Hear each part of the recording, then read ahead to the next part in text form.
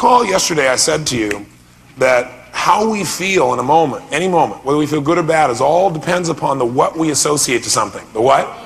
The what? Get you guys awake. The what? Thank you. Again, remember, respond back out loud so your energy stays high, so you remember these things. So sit up in your chair right now with some more energy. Time to shift gears, make things work.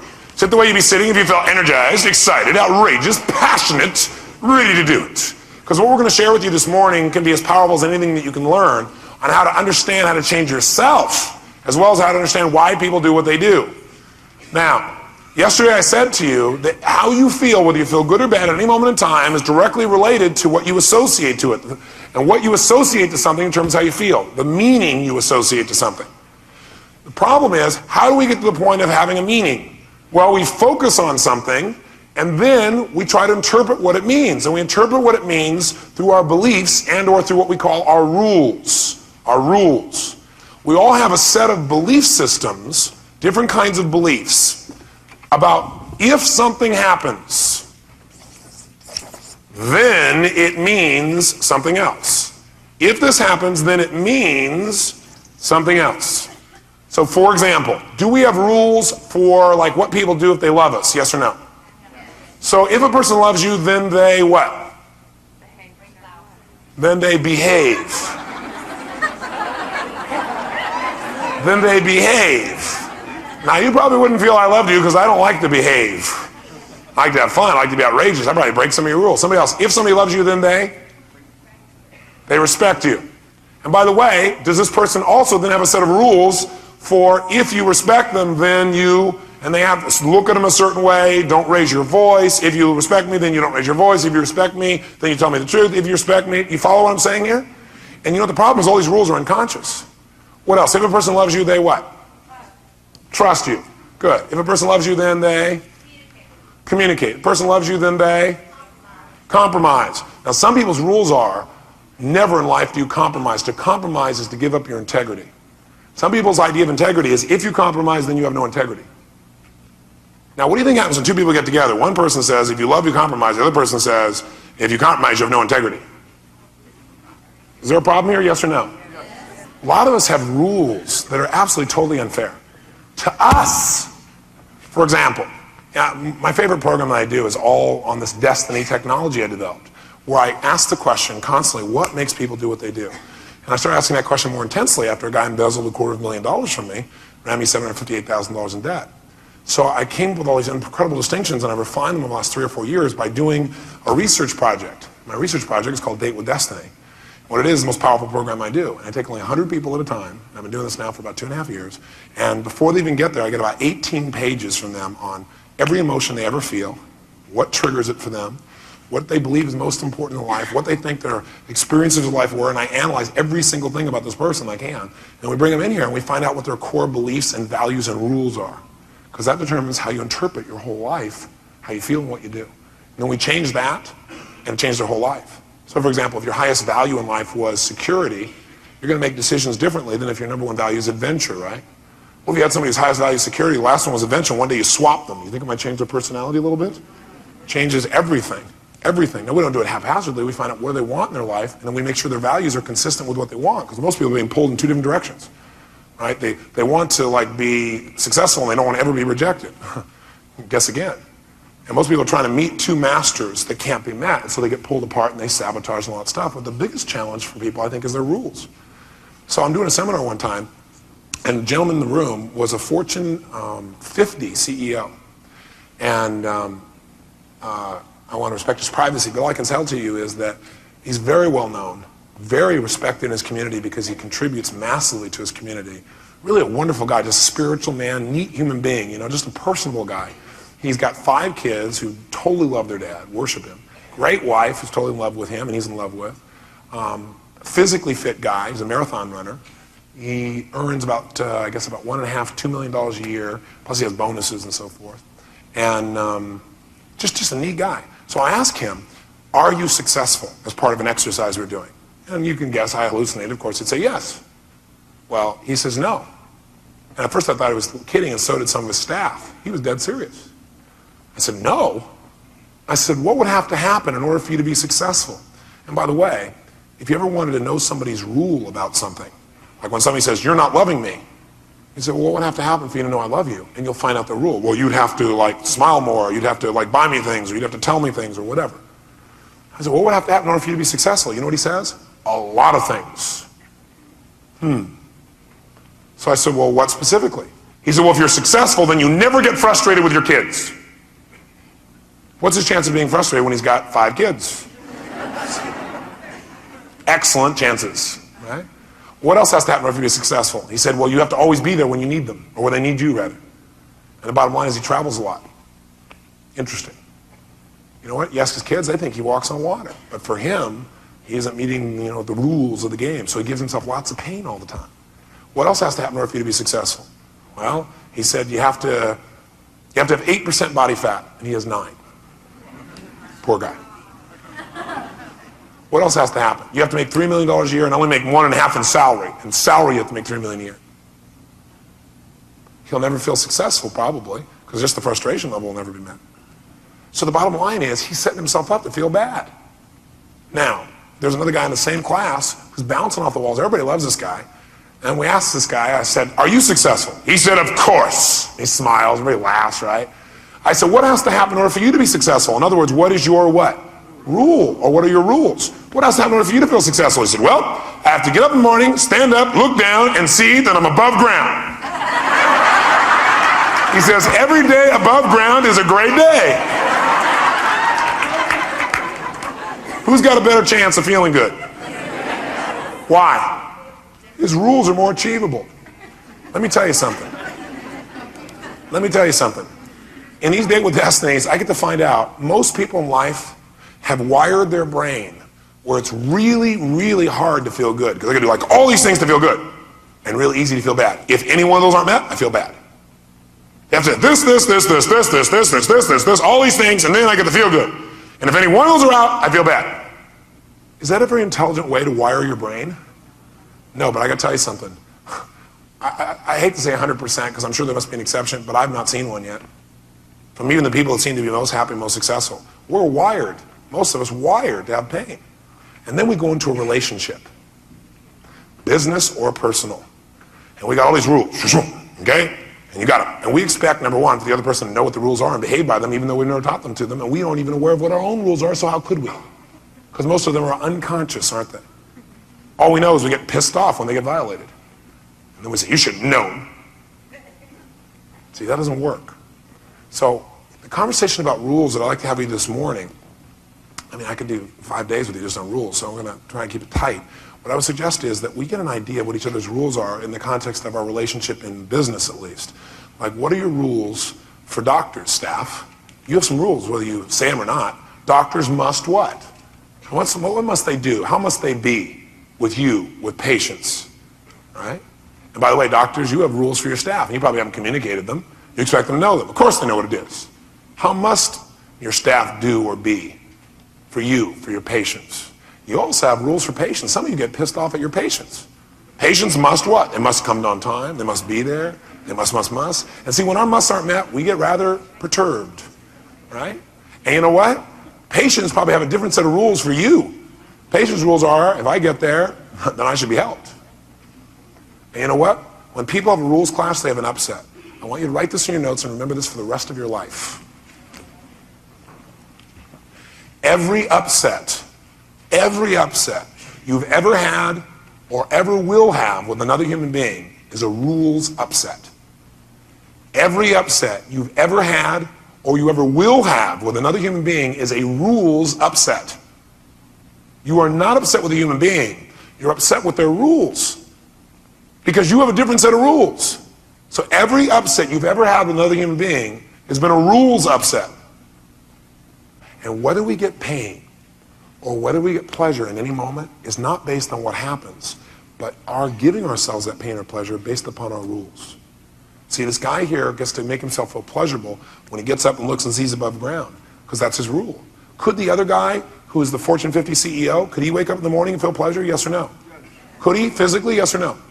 Why doesn't he?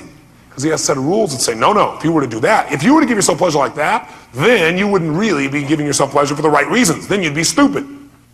You'd be doing dumb. You wouldn't achieve. So his rules say, If you're successful, you have to do this, this, this, and this, and that. The only determination whether you feel rules or not, whether you feel rather pain or not, is your rules. And I got to tell you something. Anytime you've been upset, there's been a rules violation. Either someone has violated your rules or you have violated your own rules. If you're feeling guilty, why do you feel that pain? Because you have a set of rules about how you're supposed to treat people, what you're supposed to do, and you violated your own rules. That's why you get pain. Now, some people don't feel guilty. How many have seen somebody do something you thought, I can't believe you don't feel guilty about that? I've never seen that happen. You know why? They would if they had whose rules? Yours. But they don't have your rules. They have a different set of rules. By the way, whose rules are the right rules? That's right. We all know our rules are the right rules. And by the way, did you sit down consciously and like analyze the best possible rule I could have to enhance the quality of my life, my relationship with other people would be this? No. You've gotten your rules, you picked them up along the way, scooped them in here, you've gotten them from pain and pleasure and things that happen along the way, and they may not make any sense at all. So the first step around rules, the first thing to realize is that relationships, any upset in a relationship is a rules upset. So if I come to you and I say, Tony, what that happened, this thing happened, I just got to tell you, you and I just have different rules. I'm not upset with you, but I am upset with these damn rules because they don't work for me. You know, now I know you don't want my rules either, but there's got to be some place in the middle where we can meet so that you and I can keep the great relationship we have. So I always come to Tony and say, hey, I got this bridge with you. Now, I'm not upset with you, but I'm pissed off about these rules. I'm annoyed by them. You know, I'm sure they work for you, but, you know, give me some clarity. Why do you have those rules? What are you trying to do with that? Well, what if we can accomplish that this way? Could that work? Okay. Upsets are always rules upsets. Now, when you understand that, then what you need to do is you need to be able to identify the rules in advance. I'll give you an example. How many of you have gotten in a game with somebody and you thought you were playing by the same rules? The game could be a relationship, the game could be a sport. Let's try sport as an example. And after you're playing sport for a while, all of a sudden you feel like the other person's making up rules. How do you respond when you think they're making up rules? How do you feel? Yeah, you assume that means they're cheating. Now, by the way, is it possible they're not making up rules? They're playing by the rules they've always had? Yes or no? Yes. Yeah, but they're not your rules, so he must be making them up, or she must be making them up. Now, here's how it works. Let's say you and I go say, we're going to go play baseball together. Okay. Well, we go to play baseball. I'll say, well, you know how to play. You play baseball like American style? Yeah. You know, 3 outs. You know, how many innings are we going to play? 6. Okay. Catch the ball, you're out. That kind of thing. Yeah, no problem. Great. So you jump in the game. We're in a relationship. I get up there, everything's going great, we're playing, the game seems to be working great for about, 5 innings. But in the 6th inning, we say we're going to play 6th. I have 1 man on, 1 out. And I had a high pop fly. Now, as I do that, it's in the infield.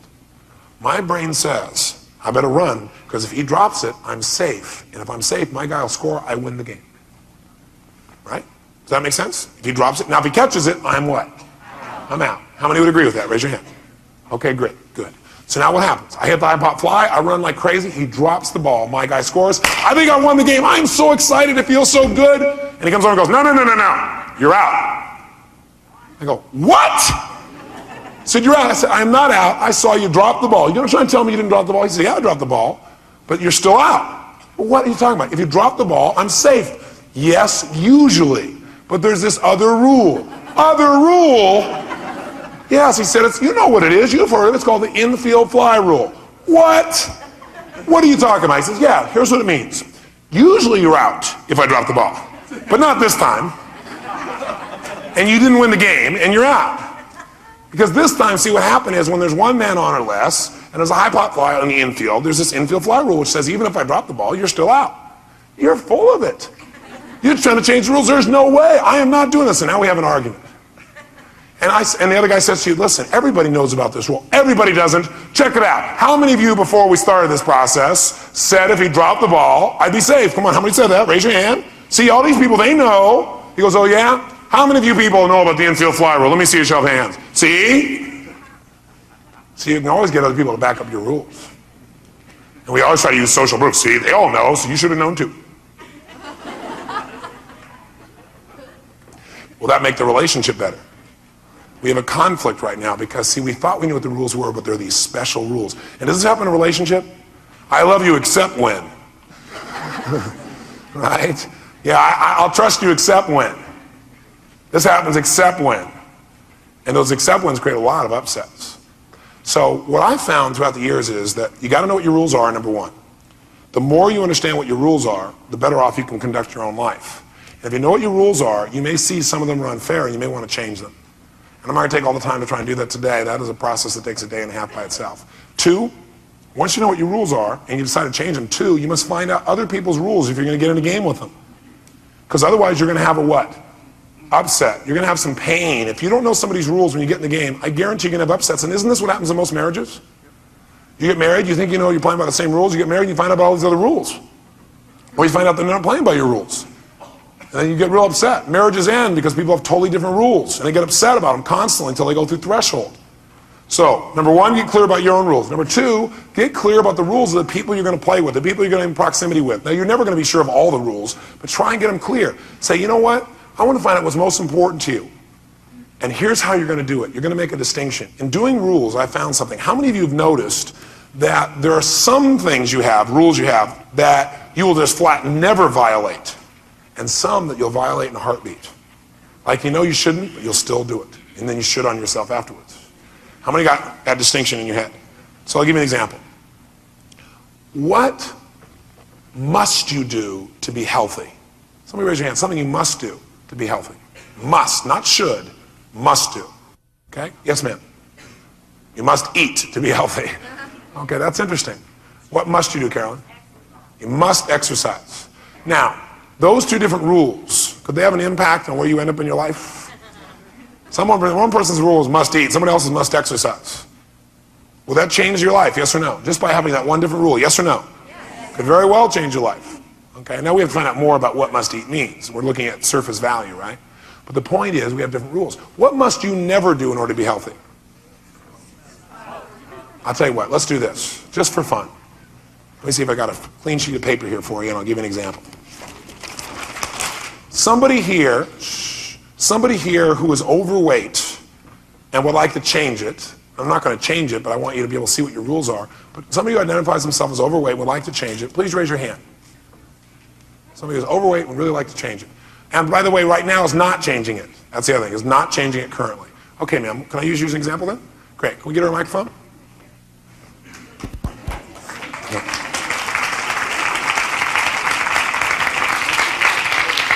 Are you also the person who stole the money for food?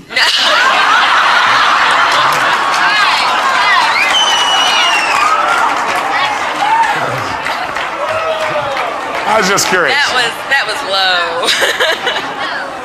It's just a little harassment, that's all. Okay. I deny that, and I'll lay blame on someone else. Well, I didn't hear you, I'm sorry. I said, I deny that, and I'll lay blame on someone else. Oh, okay, you deny that and you'll lay blame on someone else. Good, I'm glad the training is working for you. Okay. All right, what's your name, ma'am?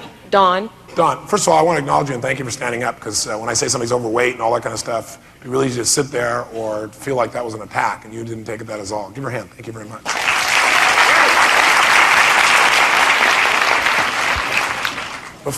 Dawn, if you'll stand there for a second so that we can all catch up on something here, I appreciate it. Before I ask you a question, I've discovered that some rules will never break, and the reason is, if we break them, we believe we'll get massive amounts of what? And those rules, for example, I call threshold rules. You should put this in your notes. There are certain rules we believe we must never break. Certain things we believe we must do always, because if we don't, we're going to get massive pain. Massive pain. So, for example, in a relationship with another human being, man-woman relationship, committed relationship, most people in that relationship have a rule that says, I must never, let's say, sleep with another human being, other than my wife or other than my husband. For other people, that's a should not. Is that true? Yes or no? Yes. Which means the must never person would have so much pain, it would just absolutely destroy them to do that themselves. So that's why they never will. It's not just because they love their spouse, it's because they would give themselves so much pain if they broke that rule. How many follow that? The person who has should not will also beat themselves up. They won't feel good about it, but they'll do it anyway if they get into state. That is, if somebody approached them and boy, they were like, really infatuated with this person and they were unhappy at home, they would violate it because it's a should not. Now, which person's right and which one's wrong? That's not the way to evaluate. You're being unfair. If you grew up with their background, you'd probably have their rules. How many would agree? So making somebody wrong is not going to make it better. That doesn't mean you have to agree with their rules. But you better know what they are if you're going to be in a relationship with them. Does that make sense? Okay? So if it's a should not, it's going to happen. It could happen, I should say. They're not going to feel good about it. They're not going to be proud of it. They're not going to make it right. But they're going to also say, yeah, but I need my needs to be met, and I really love them. It doesn't mean I don't love my husband, but, you know, this person here really loves me and gives me the attention I need, or wife, or whatever. You get the idea? So the same thing, though, is true in virtually every other life, including eating. And if a person is presently not producing the result they want in terms of their physical body, it's because they probably have must rules that are limited and should rules that are lot.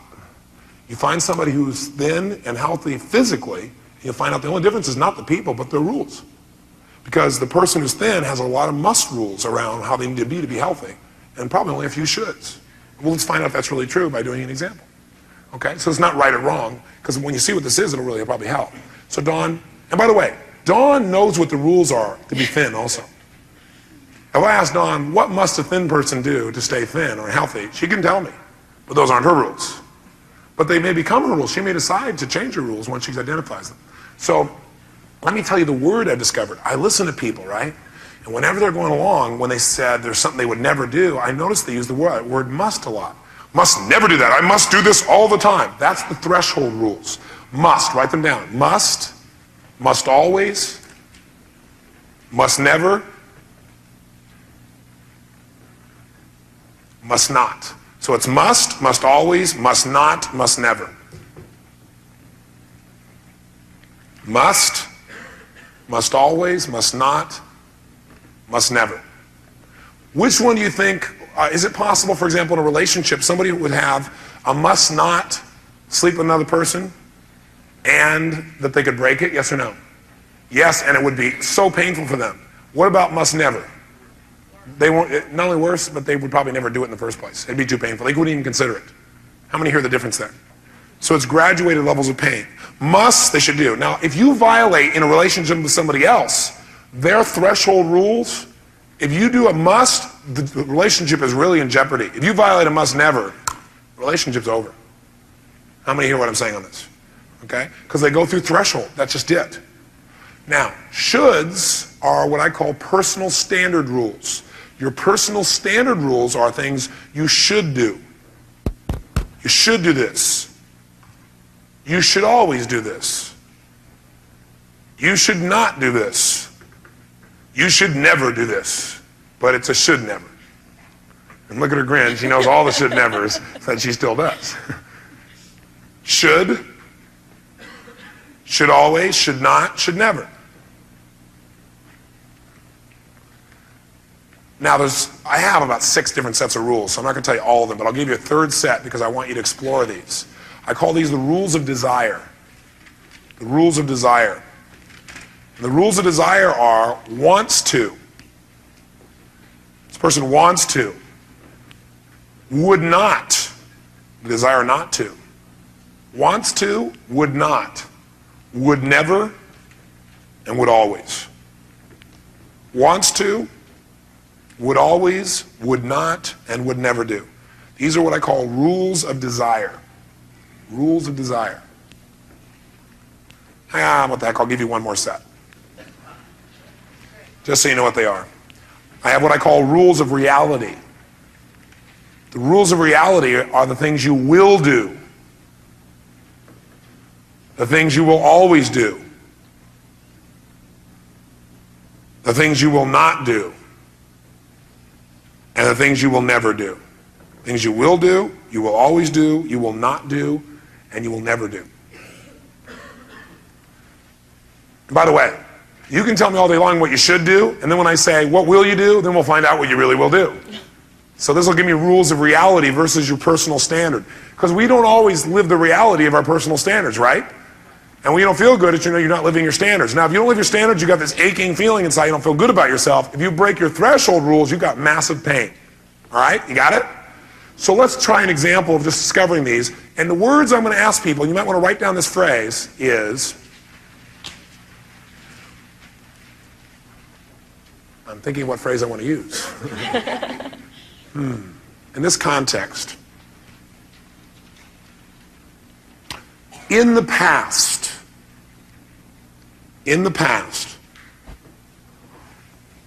What have been your rules for being physically healthy? In this case, in the past, what have your rules been for being physically fit and healthy in the past? Not what they should have been, what they really were. What they really were. What they really were. What I actually did. Yes, what you actually did. And what I'm going to ask her then is I'm going to start with the threshold rules. So in the past, what were your must rules for being healthy? In other words, what must you do to be healthy? Not should, but what were the must, the ones you really abided by? Not the ones you thought you should live by, but the ones you really lived by. What if I was never healthy? Pardon me? What if I was never healthy? Well, that's the point. You weren't. So my point, though, is but even though you weren't healthy, you may have had a rule that you did live by. So what must you do to be healthy in the past? Not what you're thinking now, but the way you've been living. What has been your must to be healthy? You must, probably wake up. Right, what else? You must what? Sleep. Must sleep. Eat. Must sleep. Must eat. By the way, that's a must. Are there people who have under health, they must eat on their rules? Somebody who's fit, yes or no? Yeah. As you probably figured out, must eat is not on my list. It's not a must. I will, but it's not a must. Okay? Because sometimes it's useful not to eat. Sometimes I can take advantage of the fact I'm not eating. That's one way to stay fit. Because I'm not freaking out because I don't have a belief system that says you have to have food to be healthy, because it's not true. Okay? People can fast. How long can you go without food? 40 days. It's more than 40 days. Okay? Is it sometimes useful to go without food? Let your body cleanse, yes or no? Yes. You better believe it. How long can you go without water? A couple days, 2-3 days. How long can you go without air? So what do you really need? Yeah, no kidding. That's my highest priority. Next. Must sleep, must eat. What else? Must breathe. Must breathe. Good. What else has been a must for you to be healthy in the past?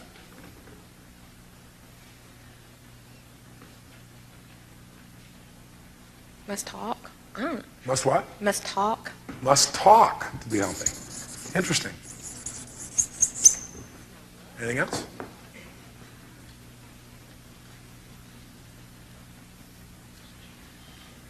What must you never do if you want to be healthy?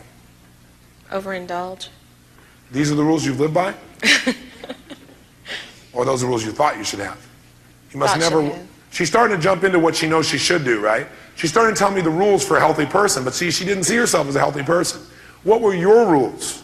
What was it? You weren't healthy. What did you consider yourself to be? Say that again. You didn't consider yourself to be a healthy person. What would you have called yourself back then? You're not healthy, you were what? Are these rules for a person who's fat or overweight, or what would you call this? Someone who's overweight, doesn't care. Okay, so what must a person who's overweight, what must they not do? Or what must they never do in order to stay overweight? Eat very little. Yeah, they must never eat very little. Never exercise. You must never exercise. Sleep a lot. Pardon me? Sleep a lot. You must sleep a lot. What else must you do to be overweight? Or believe, or be, or believe? What must you believe in order to stay overweight? What must you believe in order to stay overweight? That you're not a person worth much. You must believe you're not worth much.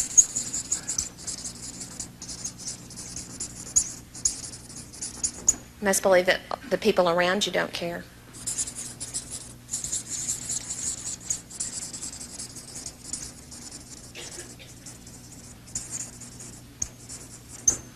Anything else? That it's almost nearly impossible. You must believe it's impossible to what? To become thin or to become healthy. To become that person that's inside you that you want out, but you can't seem to get there. So this person wants to be thin, right? That's the rules of possibility. But the bottom line is they must sleep a lot. They must believe that they're not worth much. They must eat. They must overeat. They must believe people around them don't care. They must breathe. They must believe it's impossible to become thin even though they want it. They must talk a lot. They must never eat. Well, they must never exercise, but they must never eat very little. Yeah, that's clear. Now, what should a person who's overweight do or believe? What should they do or believe? They should exercise. They should exercise. They should eat healthy foods They should eat healthy. in smaller amounts. They should eat smaller amounts. They should care about themselves more. They should care about self more. See that the people around them care about them. They should believe the people around them care.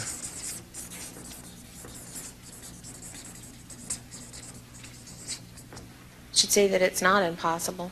They should believe it is possible.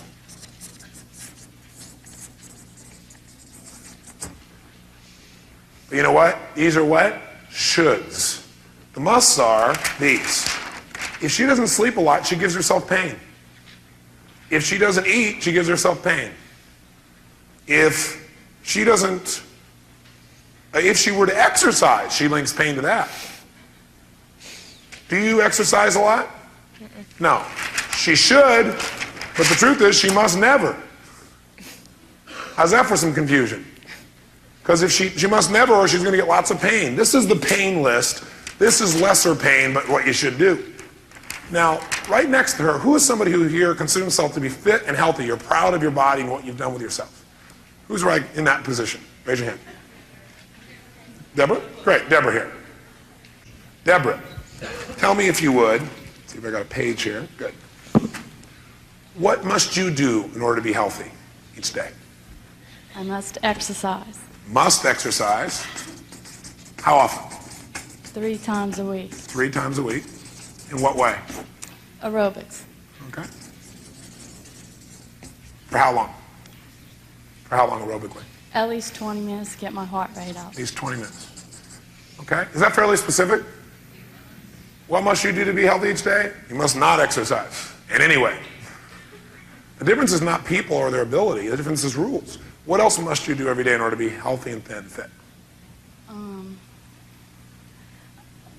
I must, to be healthy, okay, I don't eat meat Okay, you must not eat meat. or dairy products. Must not eat meat. Must not eat dairy products. The fat content and the clogging of the system, it makes you fat. Cholesterol. Cholesterol makes you fat. What else? What else must you do or not do? Be healthy.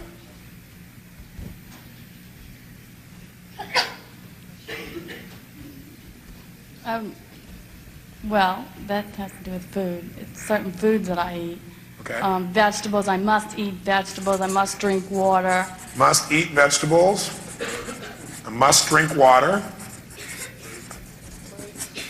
I need to work I must work. to be healthy. I like to read information, to get information. Is that a must or a should to read? That's a should. How did I know it was a should? She said, I like to. How many heard that? Okay, so that's a should. That's great. She probably does it a lot because it's important to her, but it's not an everyday thing she has. She must do. What must you never do if you want to be healthy? I must never eat after a certain time, You must never eat after a certain time. When is that? after 9 o'clock. Must never eat after 9 o'clock. Why is that? Well, because... Doesn't digest properly, right? Right. Okay. What else must you never do if you want to be healthy? Smoke. Must never smoke. What else must you never do to be healthy? Drink in excess. Must never drink in excess. So now we need an additional rule, don't we? What is excess? What would be excess? Specifically. Well, for me, probably more than 3 drinks. More than 3 drinks. So, never more than 3 drinks within a 5-minute period of time. Within what period of time? 5 hours. 5 hours. I think we found a rule that's kind of an interesting rule there. Okay. Right. All right. Now, how many can see there's a huge difference in their rules? Raise your hand. She has a lot of very specific rules. She'll get massive pain if she doesn't exercise. She'll get massive pain if she does. She won't, she will. Pain's the driving force. How many hear that? Okay? She's got things like must not eat meat, must not drink dairy products, must eat vegetables, must drink lots of water, must work, must never eat after a certain time. Do you have any of those rules? Currently? Occasionally, not. No, she has them as possible rules. It's possible you could have a vegetable. Okay. I eat vegetables. Okay. But it's not a must every single day. Right. Now, the key question is this. What should you do to be healthy? Should you do? Yeah, what should you do? Listen to her. She's looking at me about the shoulds like she looks at me like the must. I don't know. There's must or rules. It's either must or you don't do it. I You hear just that? Let me don't hear do that it. I clarity. don't feel good. Pardon me? I don't feel good about myself if I don't do those things. If I don't exercise, I don't feel good. And you want to what? Feel good. That's why we do everything, huh? So she's made it clear in her head, if I don't do that, I don't feel good. She's made it clear in her head, if I don't sleep, eat, breathe, and talk, I don't feel good. And if I exercise and that, I feel bad. How many can see how this controls every action they make in the area of health? Raise your hand if you can see that. Now, if you wanted to change and become healthy, you can go on a diet, but that diet will never work long term unless you change your rules. Never. You can forget it. But if you just changed a few of your shoulds and made a muss, your whole life would change. Were you ever overweight? No, No. Why not? because my self-esteem didn't let me get like that. Why? Did you ever know somebody who was overweight? No, but I never liked the way it looked on other people. It wasn't attractive to me. So she values being attractive. Seeing other people was not attractive, so she stayed away from it. There are lots of people in her condition, by the way, when I see these rules, who used to be 200, 300, 400 pounds, and they look like you do, Deborah. And the reason is one day they finally hit a threshold and said, I've had it. I'm sick and tired of being this way. They got so much pain they had to change. And then they changed a rule or two.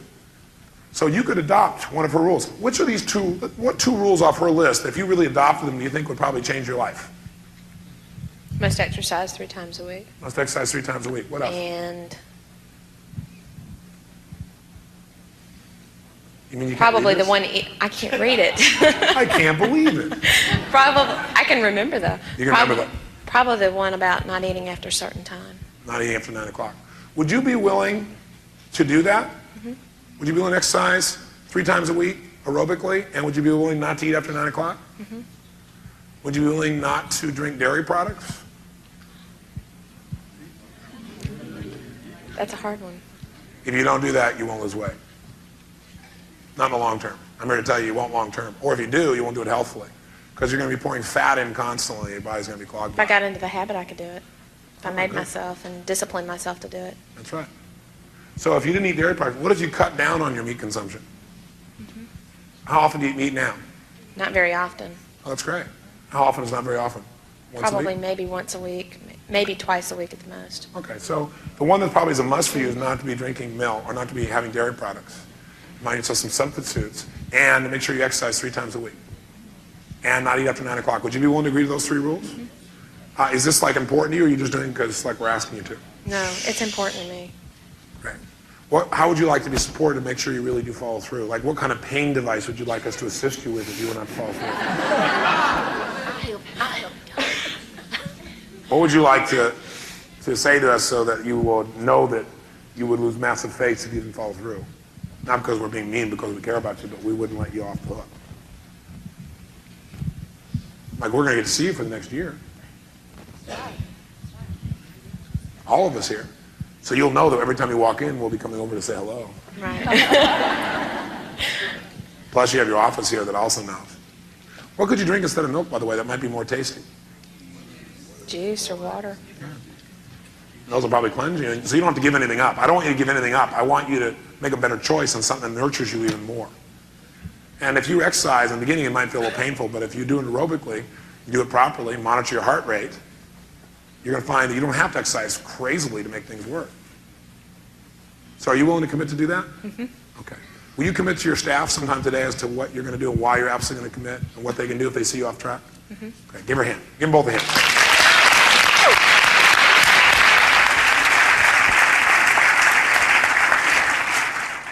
Here's what we're going to do. We're going to turn this around. Here's what I suggest to you. Think for a moment.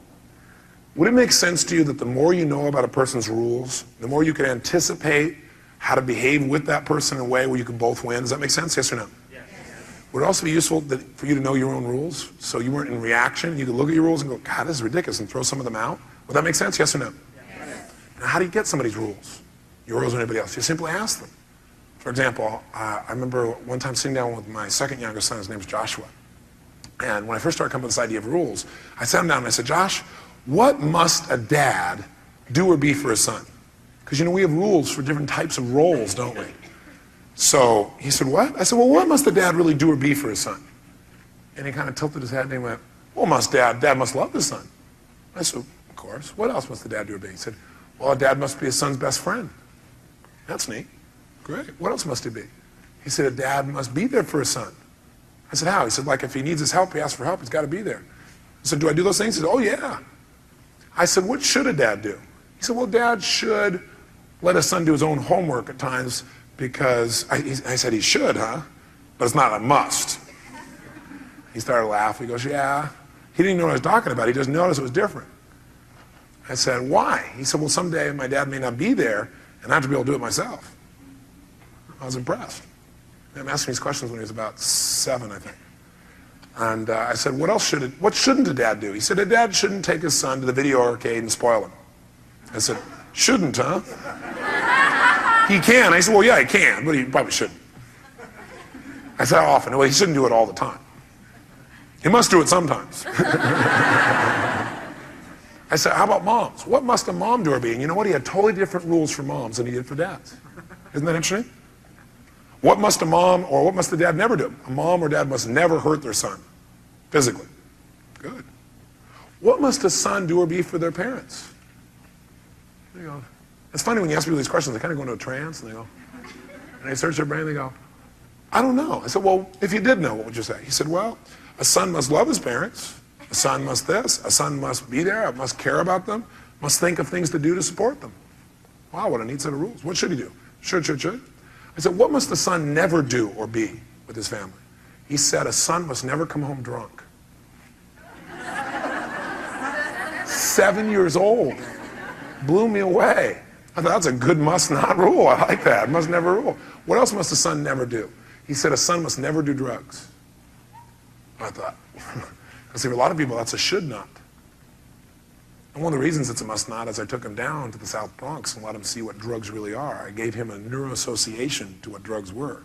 So somebody saying, man, if they make you feel high, I took him down to those crack houses and the welfare hotels, let him smell what the smell of a drug environment's like, see it, feel it. He associates massive pain to that. I could tell him all day long, gave him the experience, he'll never forget it. What else must a son never do? He said a son must never commit suicide. Blew me out, 7 years old, blew me out of my shorts. I was like, well, you know. And I thought that's great because for some people, suicide's a should not. That's why some people aren't here. Interesting, huh? We all have rules. We just need to find out what they are by asking the question. Ask and you shall what? So find your own rules. Ask yourself, what must I do in order to be healthy? Now, the context I want to do is the environment you all play together in. So with friends, there's certain musts and shoulds. Like, for example, I have a friend who's a very, very powerful and famous entertainer. And I was with him recently. He's been in a lot of stress. And I haven't seen him in a while, a couple, 2, 3 months, 4 months, because he's been so busy and he's been busy. And so I sat down when I'm talking to him, and he's telling me how he has no friends. And part of it is because everybody's trying to take advantage of him, right? Everybody in his perception. But it's true, a lot of people are. He's a very, very, very wealthy man, and probably the entertainer in the world today. And one of the things that happens is he goes any place, he gets harassed and everything else. And so he's got this wall. And I said, well, part of why you probably don't have any friends is the rules you have around friends. What must a friend do? He said, a friend must talk to you every day. I said, wow. I said, I thought I was your friend. I guess I'm not. And he went, well, you're a friend, but you're not my friend. He said, but I love you. I was like, hurt my feelings a little bit. I said, and I started to get hurt, and I realized I don't need to get hurt. I just need to know it's his what? Rules. I said, you know, the rules you got are so intense. you make it almost impossible. I said, what else must a friend do? And you have this list of must. You know where musts are useful? Around your body. Because you want to have a lot of musts there. Because if you don't pay attention to that, it gets worse. Do you want to have lots of musts in a relationship? In a relationship, the more musts you have, the more pain you have. In a relationship, better have a lot of possibilities, a lot of coulds, a lot of possibilities. You know, some shoulds, but not a lot of musts. Because the more musts you have, the more rigid you are. Do you want to be rigid in the area of what you hold yourself to in terms of health, yes or no? Probably somewhat rigid, because if you don't do that, the body, like gravity, goes in a different direction. But relationships don't go in a terrible direction if you don't hold them to something. Relationships actually flourish in an environment that there's freedom in. Does that make sense? If you give yourself freedom to eat whatever you want, are you going to get healthier? No, so in that environment, you need to create a pain-pleasure response. In a relationship, you want less of those. Remember the story I told you yesterday about the quintuplets? You got to make sure you don't have too many rules, too many musts, or you're going to be in pain. And the more musts you have in your office, the more pain. Now, certain musts are needed because, see, we all need a context. We all need some limits to have value in our lives. See, this juice might be really tasty, but I need a glass in order to drink it. Because otherwise, this juice would drop between my fingers, so I need limits. Is that true? I definitely need limits. Because without the limits, I can't enjoy the juice of life. So some people say, I want no limits. Nah, that's not what you want. You just want to intelligently design the limits so that they add value so you can be able to taste more of life. But you don't want to have no limits. If you have no limits, you don't get to have the juice. And you don't want to have, a glass that's this thin, or you're not going to be able to put very much juice in it. You follow me? So it's a delicate balance how you use rules and how you utilize them really to make a relationship work. So I was talking to him and I said, look, you got rules that make it so you can hold this much juice. That's why you don't have any friends. Now you don't want to make it out like this, but maybe you want to broaden it a little bit. He felt bad about it because he didn't even realize those are his rules. He said, well, I really do consider you my friend, but sometimes I question if you're my friend because you don't call me all the time. I said, you know what? I don't call anybody all the time except my wife and kids because that's the way I live. Because where I am, I'm there. I work all day, all night. I give my all. I said, but when I'm with my friends, I'm there forever. You ever need me, you call one call and say, I need your help. I'm there. That's it. So what I try to do is help him expand his rules. So we need to do that in your office. So the question I'm going to ask you to write the answer down to is the following. By the way, I put up here again, the more you know about the people you care about, the fewer upsets you'll experience. Does that make sense? The more you know about the people you care about, the fewer upsets you're going to experience because you'll say, oh, that's right, that's their rule. They want to be respected. I don't like that so much, but that's their rule, and I want to respect it, just like I want them to respect my rules. So, I'm going to work not to raise my voice with them. Not because I have to, but because I want to, because I care about them. And I want them to respect one of my rules, which is not theirs. And they don't want to do that, but they will for me. They'll do it as a favor to me, just like I'll do it as a favor to them. Not because I have to, because I want to, because I got a bridge with this person and I care about them. What keeps people who are connected from feeling loved all the time or feeling connected? I wrote down really 5 things. Number 1 is rules, and that's what we're touching on right now. People have different rules, and that keeps them from having the same reality and creates a lot of pain. 2 is assumptions as to what things mean. The other thing that destroys relationships is people going around assuming, well, they did this and that means this, rather than clarifying like you've been taught to do. The third thing that keeps people who really love each other from being together is style. See, some people's style makes the other person feel uncomfortable because the other person's rules are you never use that style. For example, some people talk really loud and fast all the time, and talking loud and fast is not part of that other person's style. The other person likes you to talk more soft and quiet and gentle. Because if you talk loud like this, that means to them you really don't care or you're obnoxious. Because if you're intelligent, you talk like they do. Or it might be intensity. Some people, even if you talk quiet, they don't like somebody who's intense all the time. If you're intense, then they don't like you. They like you, they just don't like your style. Remember what I told you the other day, style is more important than substance in the beginning, okay? Timing, what keeps some people who love each other from being together is timing. They have different rules about time. You need to be here every day, all the time, whenever I call, okay? Or you can't say things at these kinds of times. Or you talk to somebody when they're in a bad state and your timing's off and it creates a problem. And the last one, number 5, is withholds. In a relationship where people care about each other, what usually destroys it is withholds. They don't communicate their real feelings, they keep it inside, resentment builds. Remember the 4 R's? It goes from what? Resistance, to resentment, to rejection, to what's the final one? Repression, and the relationship's over.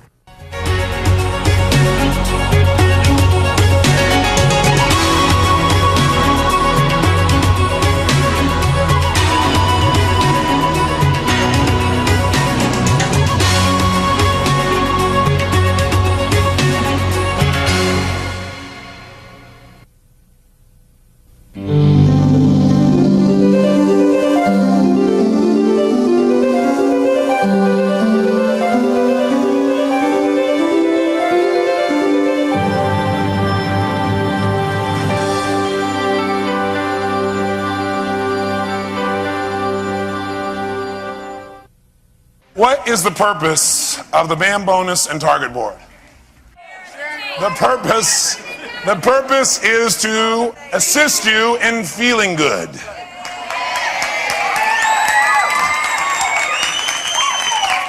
I want you to really think about that for a second, seriously. Isn't that really what it's about? It's about setting it up so that one of the sources that people in our culture use to feel good is to be able to have capital to be able to do some of the things that they want.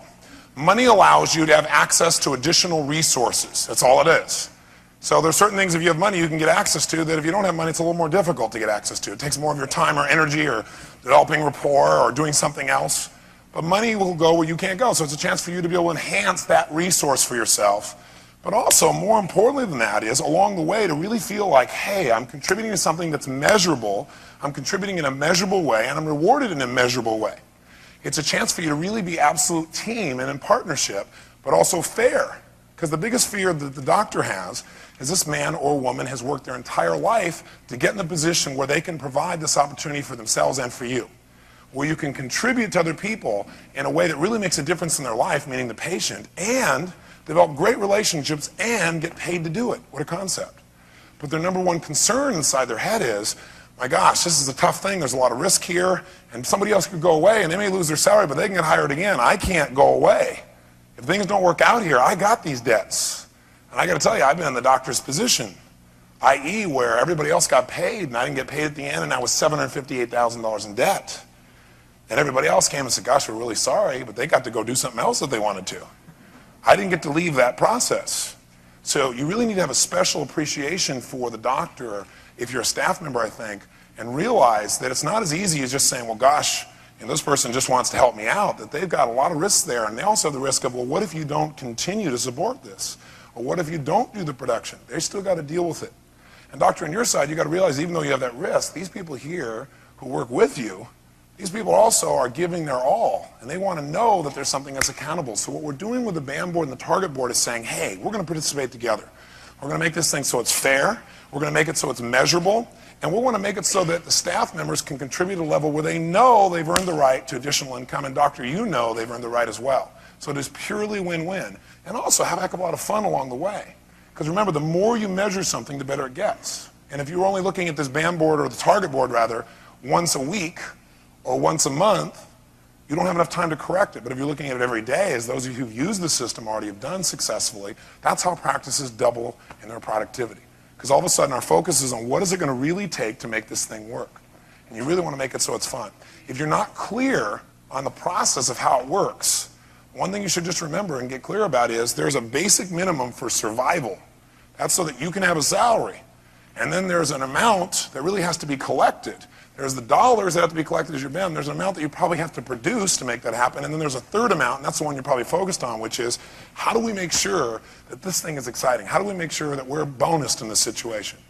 And you got a couple people that are really helping to organize that. You got the person who's really in charge of production to a certain extent, the person who's doing the scheduling right. You got a person making sure it's collected, and they got every one of us saying, even though it's their job, my job is to figure out how do we make sure we produce more and collect more? How can I do that? How can I add value? And little things do that, like taking care of the patient better than they ever dreamed possible, like being nice. Does being nice and smiling, does that show up on the target board, yes or no? Yes. Sure does. Like treating your other fellow associate or team member especially well so that they feel better, and that comes across to the patient as well. Like thinking, gosh, what else does this patient need, and how can we really take care of this patient, not let this patient fall off, or talking the patient into making sure they come back instead of being afraid. All those things show up. Little things are what make things turn around. It's all those little things coming together to make it happen. So get really clear. And by the way, the whole reason we have a coaching program besides the management program is so that those questions that are unique to you don't get answered in the time here. They can be done with your coach. So make sure you pull your coach aside and talk to your coach and say, what do we need? And your coach will be there with you and make sure you're guided through it and it really works for you. You really want to make sure you apply this because this stuff will really change you. All those willing to really go for it and have fun with your BAM and your target board, say aye. Aye. All those opposed, motion's carried. Next, I want to touch base with you on, once you know what it is you want to do, how do we manage each other to really make that happen? How do we really come across in a way where people hear us and we don't get hooked back into the old communication? Well, the number one way is to have that bridge and keep reinforcing it, right? So that even if we say something in the moment that doesn't come across well, Somebody will dismiss it and go, well, they're stressed or whatever because I love them, they love me, I know what it is. You don't have to sit down every time and clean it or clear it or clog it or whatever it is that we used to do or what we do now. That a lot of stuff just disappears because you love the person. How many have found you don't even have to do a bunch of languaging if you just remember how much you love the person? Is that true? Okay? So we want to have that as a base. And we got to know how to manage ourselves. So I'd like to share with you a model for managing yourself and managing other people that will really help you throughout your life. Also, it's the same thing you can do with your kids. You can do it with virtually anything. And it's something I learned from my good friend Ken Blanchard. If you haven't bought the book, The 1 Minute Manager, I highly suggest you do it. For two reasons. One is you should be exposed to this human being. He's an incredible man. Ken Blanchard's got heart of gold. He's like this giant teddy bear. And if you ever get a chance to hear him speak, you should take advantage of that. And I've had the privilege of having a great friendship with him for the last few years. Years ago, he developed something he called leadership styles. And the idea of leadership styles was that most leaders, and by the way, are we all leaders, yes or no? Yeah, we're all leaders. First of all, we've got to lead ourselves. Second of all, we all step into a leadership mode. If somebody's down, we want to step into leadership mode and help get them up, help support them. So it's not just the doctor or the staff or the head of the staff. We all got to be leaders at times. But the bottom line is that most leaders use one or two styles of managing people. Either they used a very direct form of management. And in the directive form of management, people who are real directive, they usually come to you and they tell you what to do, when to do it, and how to do it. Now, a lot of people don't like to have a directive style used on them. But what Ken Blanchard says is, you know, as much as he loves people, there's a point sometimes in a person's development as they're mastering a skill where you really need to direct them because they're brand new. How many would agree with that? Okay? Now, there's another side, and that is instead of directive, there's participatory management. Or another word that sometimes is used for it is democratic, or another word that might be described for this is supportive management. There are a lot of different words that are used. Supportive management. I don't like to use the word supportive because directive management does support someone at certain times. Now the distinction here is when you're in participative or democratic or supportive management, instead of saying, Gerald, please do this and this and this and this, then do this, then do that, and then come back and see me, and I'll tell you the next thing to do. Which style would that be? Supportive or directive? Which one? Be directive. Instead, I'd say, Gerald, you know, we're trying to accomplish this thing on the target board here, and I'd really appreciate it if you know, we need to get this thing done over here. Do you think you could go do that? Or would you handle that for us? Or do you think it's okay? Or what do you think? And Gerald gets a chance to participate and communicate and say, well, yeah, I like it, or I don't like it, or okay, I'll do it, or I won't, or yeah, I'm willing to do it, or trust me, I'll handle it, right? Now, the truth of the matter is both styles are valuable, and Ken Blanchard's view is it just depends on where you are in your development. So he developed this model to show us where people are as they grow within a business, within their life, within anything that they do. And the model basically has 4 boxes. You might as well go and draw those 4 boxes, if you will, in your notes. All perfectly square like mine. And as you draw those 4 boxes, we're going to start in the bottom right-hand corner to represent a first style of experience. In other words, when people first get excited, when people first begin to learn something, when they first get started in a new enterprise, they first come to work in the office, they're brand new. When people are brand new, we call those people enthusiastic beginners. Enthusiastic beginners. Now, an enthusiastic beginner is brand new. What's their attitude usually like when somebody's brand new? What kind of state are they in when they usually are brand new? Yeah, they're really excited, right? This woman's still new, you can tell. Okay. Usually when people are brand new, they're real excited, they're real jazzed, right? It doesn't take a lot. You don't have to like pump them up and stuff, right? They haven't been around long enough to be in those other states that some people have been in who've been here forever. They're really jazzed. They're excited about the littlest things, aren't they? They go, you really get to do that? Oh my gosh, you know this patient came in there, they were so nice, and you know, and gosh, did you notice this in the wallpaper? Did you notice the doctor said this? Isn't that fantastic, right? How many have been one of these people at one time in your life? How many still are this person? Oh, the numbers are a lot smaller. Oh, Nancy. Nancy happens to be an enthusiastic beginner. No wonder. So in this stage, when somebody's an enthusiastic beginner, what most people do in trying to manage somebody like this is they say, go get them. So they say, Nancy, okay, first day, go get them, babe. You're excited, you're ready to do it, go get them. And Nancy doesn't know what the heck to do. Maybe somebody pulls her head aside and says, you know, I'm going to get to you later on. I'm really sorry. I know we need to tell you some more, but here, just do this and this and this. Handle it. And that's kind of the training style that a lot of times happens for enthusiastic beginner, because they're so enthusiastic, you go, well, they'll figure it out. We'll get to them later on. Right now, we got to deal with what's going on all over the place. Now, I know this has never happened in your office, but how many have seen this happen in other people's offices? Let me say. Yeah, that's right. So Nancy goes out there and she trucks like crazy. The problem with that is Nancy isn't being taught the way to do it right. Later on, the doctor will come in and see something is not handled right, and how will the doctor feel about that? Unhappy. That's right. Will not be a happy camper. How many would agree with that? And this may affect the doctor's state. And then, of course, if the doctor doesn't communicate it because Nancy's brand new, and of course he doesn't want to make her feel like she's unhappy and stuff, so he'll say, okay, he'll pull somebody else aside and go, you get this girl up to speed. Am I right? Okay. Or he won't say anything, he'll keep it inside, not be happy about it, and say, well, it'll get handled. But does it usually get handled? No, it just collects and usually gets worse and worse, until finally the doctor gets up to here and goes, what is the matter here? And the manager of the office goes, well, we haven't really trained her. Why haven't we? Well, because she's doing so well and she was so enthusiastic. And bottom line is, when a person's an enthusiastic beginner, what do you need to do? You need to be very high in your directing. You need to be in a high directive mode. Highly directive. You know why? You got an opportunity right now to teach them how to do it right. They haven't been around long enough to screw it up yet. Right? They haven't been around long enough to make up all this other stuff that everybody's there, been in there a long time will do. These people may get the right habits if you start out with them right. And you're low on support. Low on support? How could you say that, Tony? You're such a supportive person. I don't mean emotional. I mean, you don't have to describe to them the why and wherefores, and you don't have to pump them up about doing it. Bottom line is, you're mostly directing them, and they'll do it. You say, here's what I need you to do, okay? I know it's your first day. We're really in a hurry, so I want you to get the right habits. So I'm just going to tell you what to do today, and you just do it if that works for you. Is that okay? I'm not going to ask you anymore after that if you give me permission. Is that okay? Okay, great. Here's what I'm going to do. Do this and this and this. Go here. Come back here. See me. I'll look at it. We'll see if it's right, and then we'll do this. Person does it, comes back. No, it's not right. Let me give you some correction. Do this and this and this like this, okay? All right, now do it. Okay, that's better. Let's do it again. Now go do this. Da-da-da-da. Here's how to do it. Here's specifically how to do it. Come back and see me. Well, that's not quite it. That's okay. Let me correct this one little distinction you need. Go do it again. And keep doing it over and over again. You know what? In the very beginning, it's kind of a pain in the tail, right? Yep. But would it be better to take the pain in the tail in the beginning rather than have the pain in the tail forever?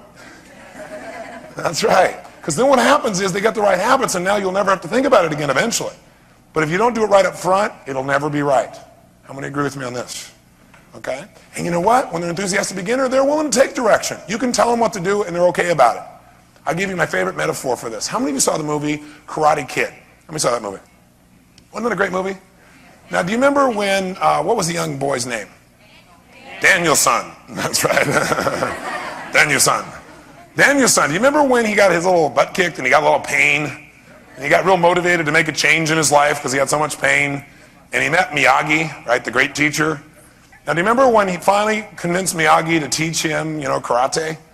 What happened? There was a scene. He was outside and he said, okay, I'm going to teach you then. He said, but if I'm going to teach you, I teacher, you student. I say, you do. He goes, oh, no problem. Oh, no problem. I'm enthusiastic. Yes, indeed. No problem. I'll do it. Whatever you say, right? And so sure enough, he goes, okay. He pulls out this bucket. He pulls out this sponge. And he says, wash the car like this. And he goes, whoa. He goes, I teacher, you student. I say, you do. Okay. And you know what? Since he's an enthusiastic beginner, he buys it. Until afterwards, when he's done with the car, now he's got to paint the fence. Then he's got to sand the floor. And he keeps going on and on and on until finally he leaves the enthusiastic beginner stage. And by the way, did he give him good direction about how to do the car? And did he come back and check on him, make sure he was doing it? You bet he did. Then what happens? He eventually moves to the second stage, the disillusioned learner. Right? And the disillusioned learner is this person who once was an enthusiastic beginner. But you know what happened? They had all these expectations. And are most people's expectations usually accurate, yes or no? Most people know. Had all these expectations, and they thought it was going to be real easy, and it was real hard. Right? And all of a sudden, they're like, oh my gosh, this is not what I bargained for. Or the doctor snaps at them. So, to that doctor, does she always do this? Does she always do this? She always snap at us like that? You go, no, she doesn't always do that, Or you go, yeah, she does. Are you ready for it?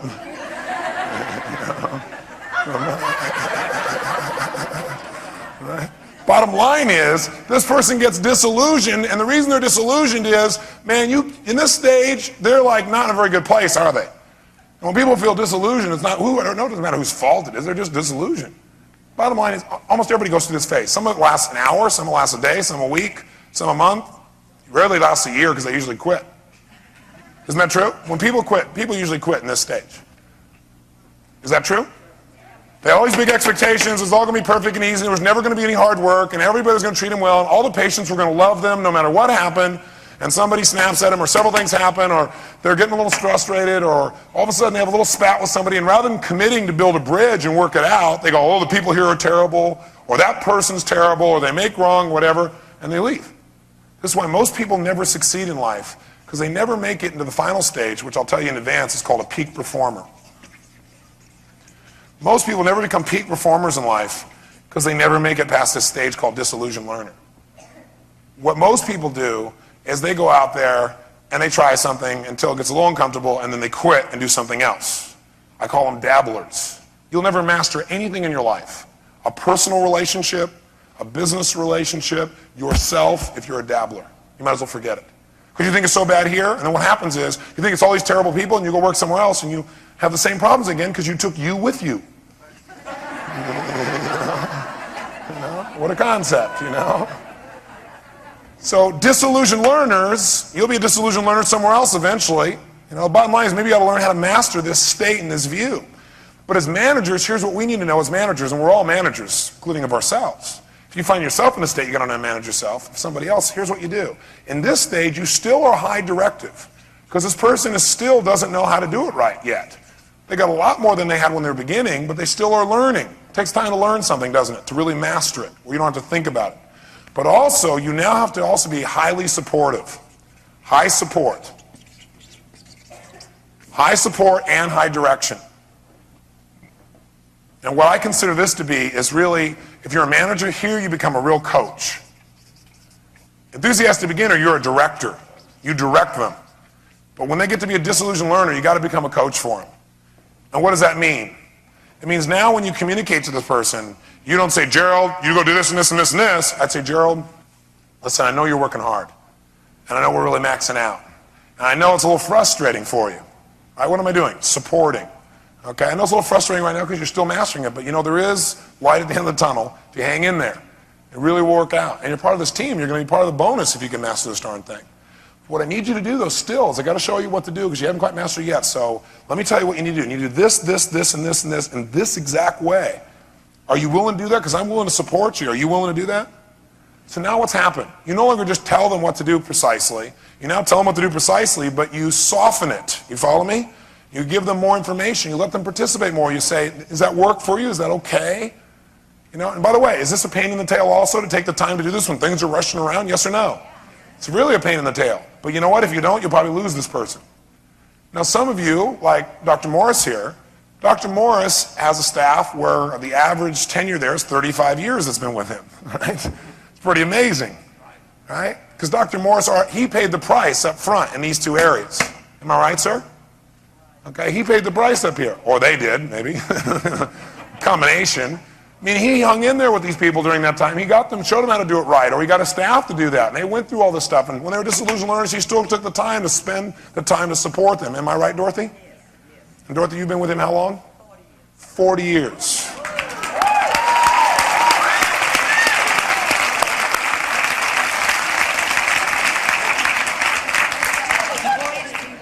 Okay. He still is great today as he was 40 years ago. In fact, I said I would challenge anyone in the room that he could run circles in you today.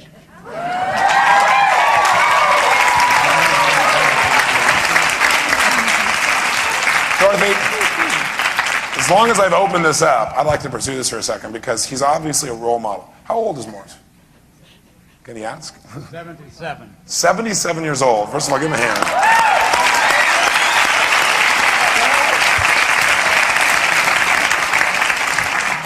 What's made your relationship work for 40 years? His love and concern for Can you use it? His what? His love and concern for his patients. And is that just his patients he's had love and concern? I mean his patients and his staff. Yes, for his staff and his patients. Yeah. Most of our patients, we have to go hug the neck before I can clean the teeth or we can tend to them. We have the third generation coming in. We have more love in that office. In fact, patients would say they could walk in and feel the love in our office. And I'm going to show, and I tell y'all, to show you what a great fellow he is, last October. Now, I've attended 7 bar mitzvahs with him and his family. He had a son having a bar mitzvah in Tampa. He flew all the staff down because we're his family. That's the secret of success.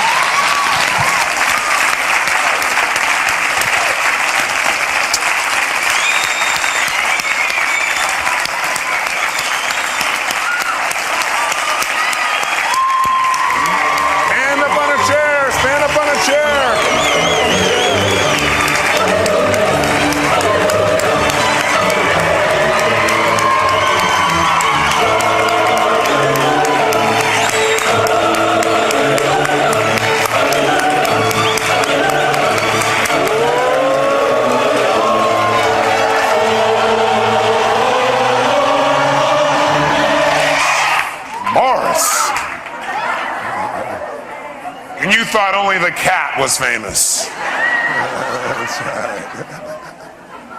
By the way, I stopped to do that for a very good reason. One, to acknowledge the model, but two, to remind you what the real source is of success.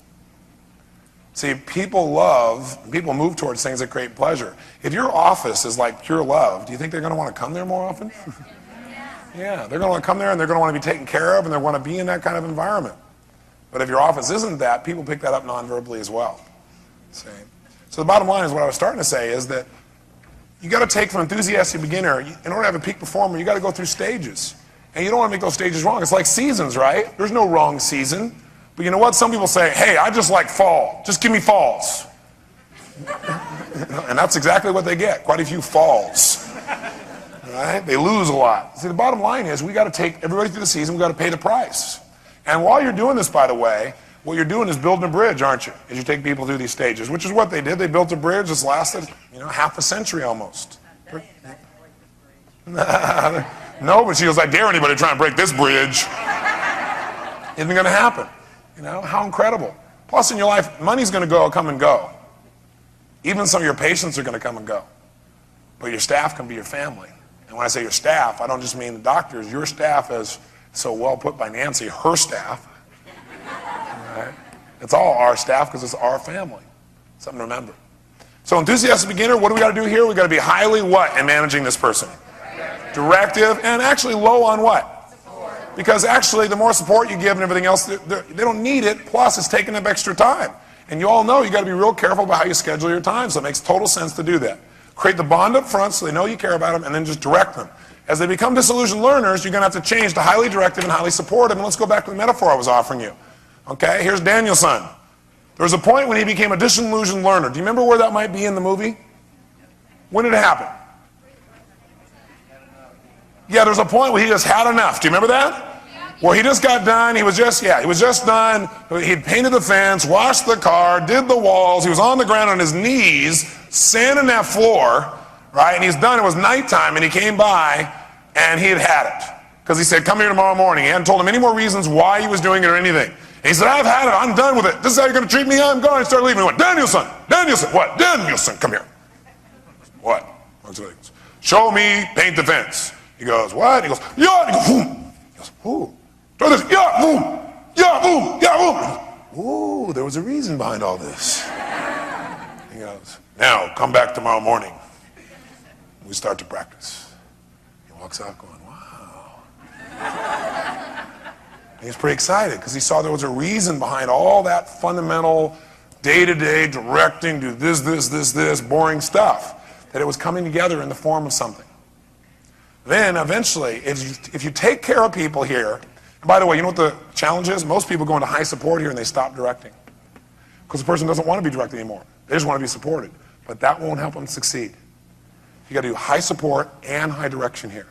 Otherwise, you end up supporting them. You're going to have to support them forever because they're not going to know how to do it right. Are you following me on this? But if you keep coaching them, high direct, high support, then you bring them into the third phase. And the third phase, what you want to do is you got to deal with the next stage, which is called a reluctant contributor. A reluctant contributor. And a reluctant contributor is somebody who really doesn't know what to do now. They know all the skills. They know precisely how they should go about it. You know what happens? They don't have the confidence because they're still, kind of mastering it. So have you been in that place in your life where you really knew what to do, but you're still a little scared or, not thoroughly confident, you're not really certain 100%? How many have been in that place? Okay, you're in a reluctant contributor phase, or phase, if you would. So to give you kind of a metaphor again, use the same movie. Do you remember when they went to the first competition where Daniel-san comes in with Miyagi and they're first signing up? And as they sign up, Daniel-san turns to him and says, how's this thing work? He said, I don't know. He goes, you don't know? What do you mean you don't know? He said, I've never been to these before. And he's like getting, oh my gosh, he knows the skills, but he's doubting. He's fearful because he's never been in this environment or done it this way or had to do it this specific situation. And so he doesn't feel certain, even though he has the skills. And so what happens? Well, he starts getting his first fight right there the very first time. His heart's beating out of him. This guy comes out of him and he backs out. He really has the skills. Does his manager or coach come over and say, now here's what you do, remember, this is it, here it is. Is that what he does? No, he doesn't direct him. He just looks at him when he's going, I don't know what to do, and he goes. What does he do? He just supports him. He says, you know what to do. You know it. Just do it. You know it. See, when somebody's a reluctant contributor, you don't need to direct them anymore. Now you go purely with high support. High support. And you're low on direction. Because they know what to do. You might give them some direction, but you're real low in direction. You're mostly support. You're just high in support. You don't need to go back through it again. They know what to do. And if you support them strong enough in this area, they will finally turn the corner. And the arrow will go all the way into the main source you're after. This person will become a peak performer. And as a peak performer, now what happens is, do you need high support? Yes or no? Yes. A high support of a peak performer? No. You don't have to pump them up and tell them no. Do you need to highly direct a peak performer? Yes or no? No. When a person's a peak performer, you're at low direction and low support. Now again, it doesn't mean emotional support. It just means you don't have to go through all those details with them. Low direct, low support. They can handle it. All you got to do is come along and make sure that we're staying on track. Monitor the numbers. Monitor what's going there. And by the way, this is the doctor's dream. This is also the staff member's dream, isn't it? Well, you get to be who you want to be and do it, and your doctor is able to trust you, and you're able to trust your doctor, and you guys get together and you monitor your results, right? Target board, know where you are. We don't have to go through all that other stuff. And then when you get together, you look at the target board and you just have a good time together. You make a few corrections. You say, hey, what's great? What are we doing great? What do we need to improve upon? What are we committed to? Let's do it. You move to the next level. But here's the challenge. That's not true. A lot of people think that because they're good in some other area, they're a peak performer already in every area. And this is based on a particular skill. It can be different environments. Let me be specific for you. Give you an example.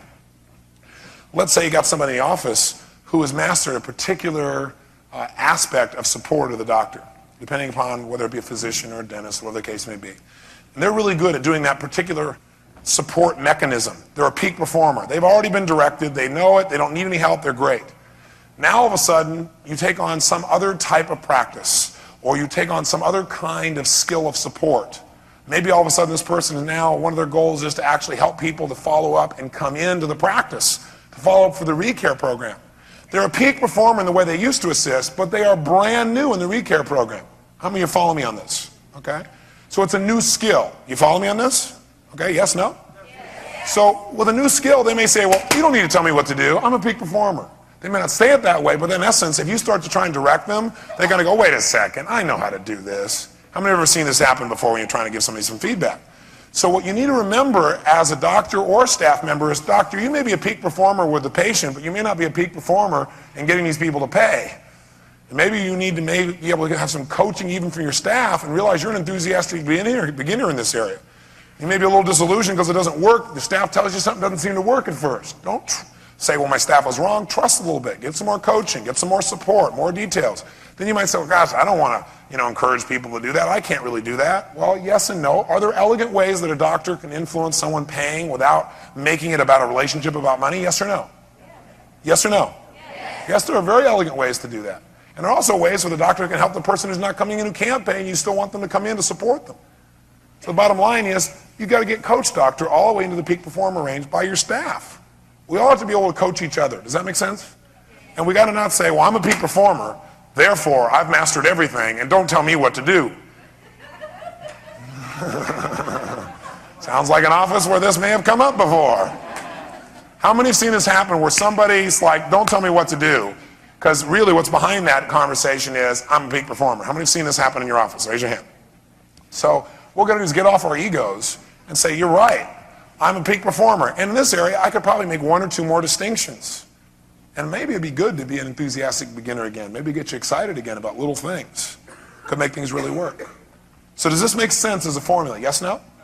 Okay? So look at yourself, somebody brand new, and they're enthusiastic beginner. What do you want to do with an enthusiastic beginner? You want to be high on what? Low on what? Okay, what's the next stage without looking at the board? After they've been there a while and they run out of enthusiasm? Disillusioned learners. And by the way, when are they likely to quit? That's right, disillusioned learner. And last, you do what at this point? You give them high what? High support and? That's right. If you just do high support, they'll stick around, but they won't be productive. And they'll eat up part of your bonus. Okay? Now, if you keep on contributing to that level, pretty soon they start to master it, but they don't have much confidence, so they're a what? A what? And what do you need to do for these people? High what? Support, but low what? That's right. And eventually, if you stick with somebody through all 4 seasons, they make it to fall. And they become a what? Does that mean you'll never have to direct them again? No. It just means in this area, you probably won't have to, right? It'll be very low as far as direction in this area. That's how you want to think about management from now on. And you're all managers. And you know what? When you start to feel like you're feeling disillusioned, maybe you ought to say, I need some more direction, and go get it. Does that make sense? Or you might say, I've got a lot of direction, but I got that part, but I'm not getting the support, and go and say, listen, I need your help. I'm in the disillusioned learner block. You know, I really want to make this work, but man, I'll tell you what, I feel like, you know, it's not what I expected and stuff. I'm not making you wrong, but I need some support, and I also need more to know what to do. I need both those. Or you know what, I know what to do, I just need some support and confidence. Can you come watch me do this a couple times, or can you give me a few more hints, you know, or can you just come and give me some moral support? Okay? This process, as simple as it is, can really help you. How many of you, by the way, can see people on your staff who are, let's say, in the first stage, enthusiastic beginner? How many have somebody on your staff who's in that stage? So you know what to do with them now. How many have somebody who's in the disillusioned learner stage? Raise your hand. How many are in the disillusioned learner stage? Raise your hand. Be honest. Look, raise your hand. The doctor's in the disillusioned learner stage. By the way, do doctors go through these stages too? Yes or no? Yeah, doctor went out there. Guess what the doctor was told when he was growing up? Be a doctor. Go out there and help everybody. And you know what? Everyone will love you. It'll be great. It'll be fantastic. You'll have a great family and children. You make lots of money. It'll be so easy. Is that how it works? Then they go to school. And by the way, to become a doctor, what did the doctor have to go through? Whether it be medical school, whether it be chiropractic school. What did you say? Hell. That's right. For how many years? Yeah. Ages, depending upon the doctor and their specialty, right? So they go through all that stuff, and then they said, okay, they probably told themselves, if I can just make it through there, and by the way, as they went through that hell, people were trying the whole time to make them wrong. Along the whole way, they got to compete for this great gift they now have. They got to compete like crazy, and a lot of people are trying to weed them out to see whether or not they're really meant to be a doctor. They could take this kind of brunt, right? They made it through all that process saying, well, gosh, once I get out of school, it'll be great. I'll get into residency, it'll be fantastic. Then they got to residency, and they found that, gosh, when you're a resident, even the nurses pick on you. Right? You know, they beat you up and stuff because you're just the new, you're low. And then you know what? It just never seemed to end. They thought, okay, once I can hang my shingle, once I can do that, now it's all going to be great. And they hung their shingle and there was nobody there. And they had to buy all the stuff and they had to put themselves totally in debt. And then they had to go out and hire people. No one ever taught them how to do that. And then you showed up. Right? And they said, oh, you look pretty good. You seem like a nice person. That's a good enough reason to hire you. Or you seem to have a background in that area. Let's go do this thing. And the doctor every day is trying to figure out how the heck he's going to do this. He's out there helping him. Meanwhile, his brain's going, man, I got this overhead. How am I going to do this thing? And then you walk in and go, we need a raise. And the doctor goes, well, can we talk about this next week? No one ever taught him how to manage. They taught him how to help people, and he does a great job, or she does a great job. But no one taught him how to manage. And no one ever taught you probably how to manage. That's what fortune management's for, to coach you through that process, to help you step at a time to really make it happen so that the dream can come back to life. The dream of being in a position where you can help people, do what you love, build a great family for a lifetime if you want, take care of them at the highest level, take care of yourself, and really win this game. Win the game in a way that has integrity and beauty and love and create something that's even bigger than the dream you had originally. That's what we're committed to, and that's what we'll not only do in this management program, but we'll also coach you individually along the way to make happen. So I hope that all of you appreciate each other. I hope you appreciate your doctor and what your doctor's doing. I hope doctors, you appreciate your staff, because while I just rant and raved about what you've gone through, if you're really honest with yourself, the story is different, but the feelings are the same for the staff. You know, the story's different, feelings the same. And the reason that the rewards are there for you are because of what you've gone through, and the reason the rewards will be there for them is what they go through with you. And pretty soon you can make it a game that's bigger and better than most people could ever dream about. Stand up and stretch. Several of you asked me about the language patterns that I've been using, and I came up with a word a couple days ago to describe something that I think is real important in managing yourself and other people. And what I try to do is inject it into everything we're doing here, but I thought it'd be good to just tell you what I think it is. In my life, I found that if you can find something that works and then give it a label, in other words, identify what it is you're doing when it works, then once you know the label, you can do it again and again and again, because you identified it. It's no longer at the unconscious level. And one of the things that really works in human communication is to use what I now call softeners. Softeners. Softeners are, well, let me ask you a question. What's the purpose of human communication? We've identified it this weekend. What is it? To feel good and to make the people we're communicating to feel what? Yeah, make them feel good too, and hopefully you get a result happen, right? All three. The ideal would be, I feel good, you feel good, and we get a new result that's even better. Wouldn't that be ideal? Okay? In some cases, just I want to feel good and you want to feel good. It's not about results, it's just about sharing. But those are the two goals.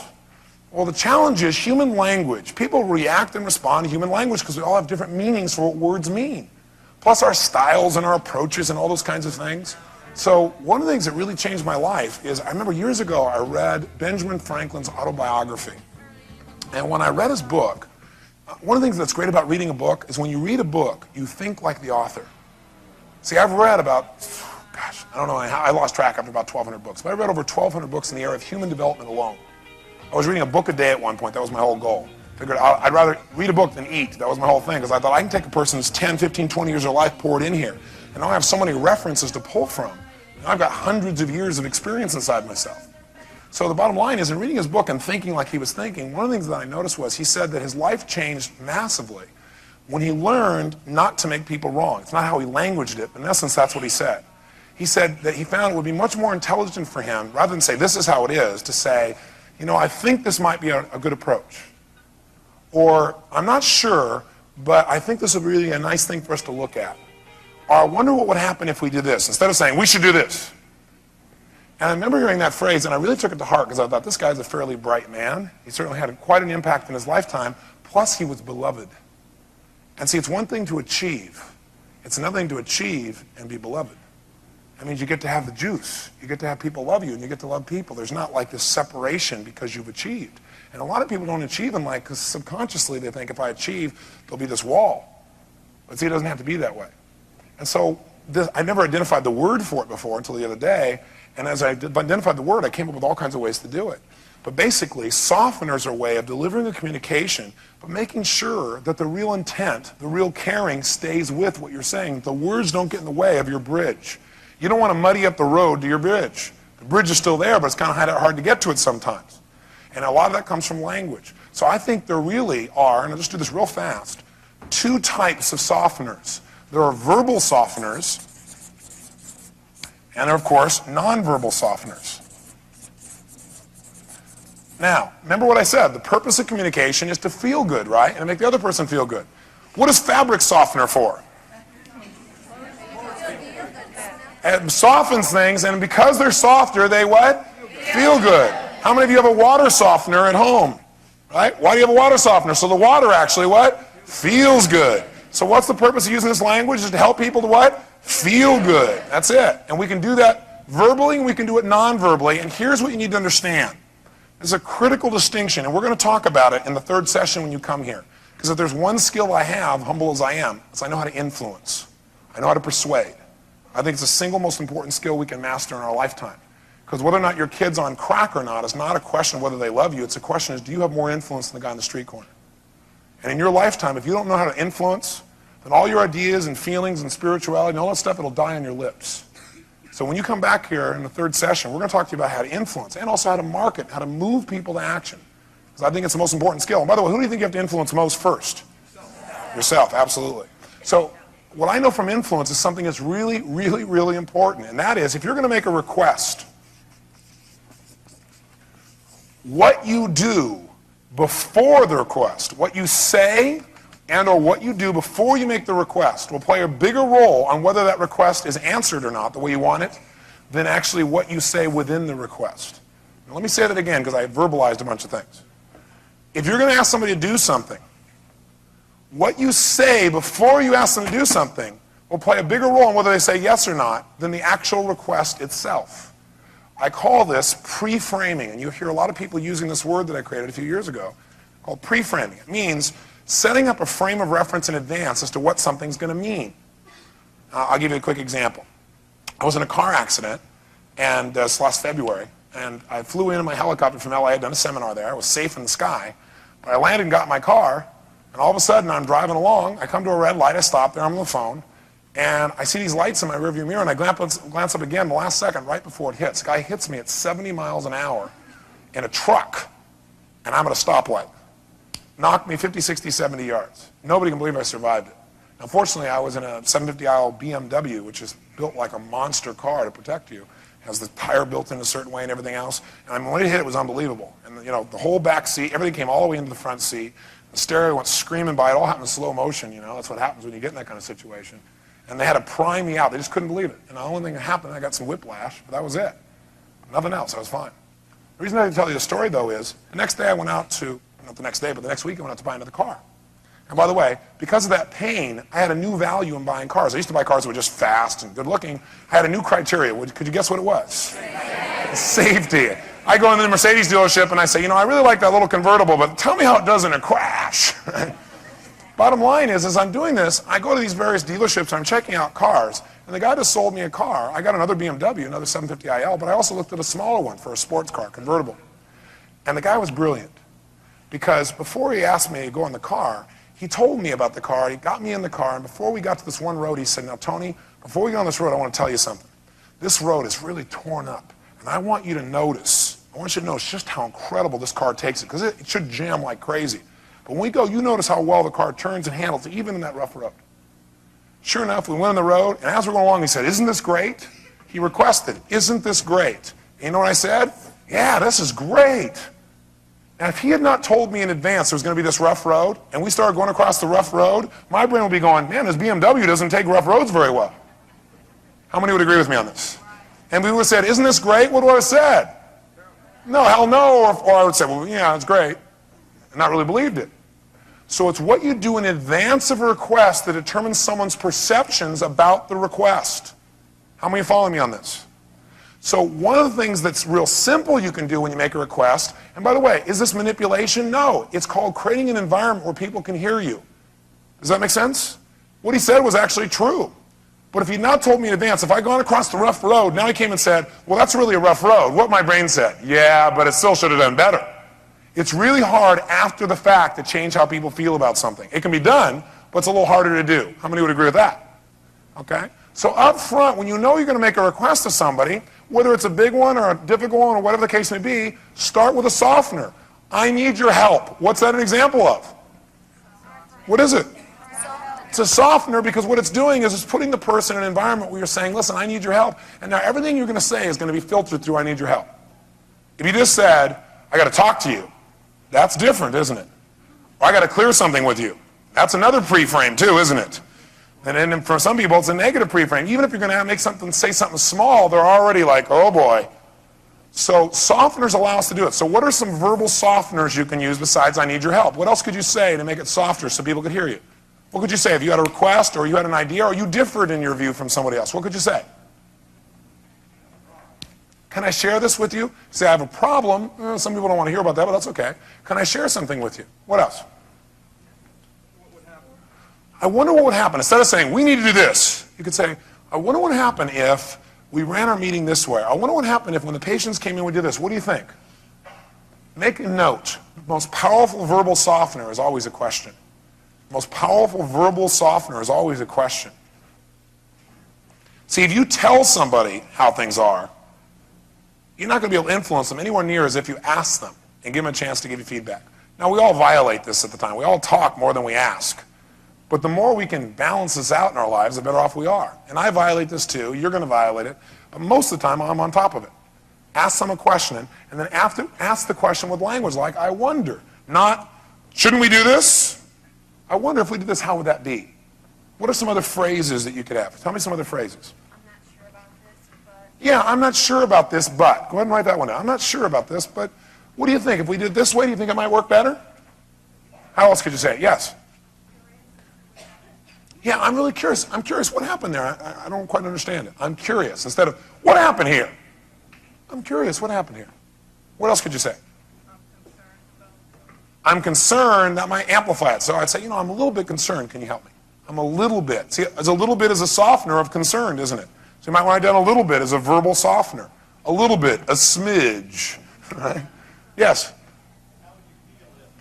How would you feel if we tried this? Would that work for you? How would you feel? Which also lets them know you care about how they feel. Is it nice for someone to know you care about how they feel before you make a request? Yes or no? So how would you feel if shows them, hey, they're not just requesting something, they care about how I feel. And I get to participate in this. What else? Tell me about so-and-so. Not, what happened here? Hey, tell me about so-and-so. Nice softener. Gives someone a chance to come there. What other kind of softeners do you have? What do you think about this idea? Instead of saying, here, I got an idea. Listen, let me tell you my idea. What would you think of this idea? What else could you say? How does this sound to you? Suppose we did this. Pardon me? What's your opinion about this? How many people like to give their opinions? Let me see your hands. That's right. So immediately, if you say, what's your opinion before you make a request, you've pre-framed them that, hey, your opinion's important to me, you're important to me. Yes? Is there any reason why? That may pre-frame them towards looking why they can't, but I still agree with you, it's a good approach. Oh, is there any reason why? I think the tonality of that one is say, I think a better question would be, I'm curious. Why was this done? See, if there's any reason, you're saying there may not be a reason, and write this in your notes right now. No matter what human beings do, there is always a reason. One thing you can count on is there's a reason behind everything we do. Isn't that true? You may not agree with the reason, but there's always a reason. No matter what human beings do, there's always a reason. And I'll give you some of the ones I wrote down. I was in the back thinking, what are they? I put things like, I'd appreciate if you would this. Is that a nice softener? Not a don't do this. Say, I appreciate if you do this. Or would you be willing? Is the other one I use a lot. Would you be willing? Would you be willing to do this? Which again lets them know in advance. You're making a request, but you're letting them, they could say no. If you give people the choice, they don't have to do something, they usually will do it for you, and they make it feel like you appreciate it. One I heard Dr. Gary gives a lot. Gary says, I submit to you. Isn't that nice? It's not, here's how it is, I submit. Submit means you could reject it too. He doesn't say you have to do this. Another one is, I think. I think if we did this, it might work. What do you think? I think, not I know. Another one I put down is I believe. And write down, whenever you say I believe or I think, say I could be wrong. I believe or I think this, I could be wrong. It kind of feels this way to me, but I could be wrong. It looks this way to me, I could be wrong. Everybody loves somebody who knows they could be wrong. Because they know they're right, and they'll say, okay, I can live with you. Right? Another one I said here earlier is a little bit. And I thought another one is it possible? Is it possible we could do this? That's a nice softener, isn't it? Yes, ma'am. Don't you disempower yourself every time you say I could be wrong? What do you think? Why not? What you really do is empower yourself, because if you would have said, it looks like it was stolen and I could be wrong, even if you were right, see, you win. If you say I could be wrong, you always win. Because most of the time you're probably going to be right, especially in your opinion. Okay? Second of all, what it does is it allows people to be closer to you, and so you always win at that level. And when you're wrong, you never really are wrong, because you said you could have been wrong. So it's like insurance. How many of you like to never be wrong for the rest of your life? The only time you're going to be wrong is when you're really not wrong. I could be wrong. Now if you're wrong, you were wrong about being wrong. It means you did well. Are you confused yet? Isn't it true? If you say, I could be wrong, if you say, I think this, but I could be wrong, then what would it take for you to be wrong now? You'd have to be right.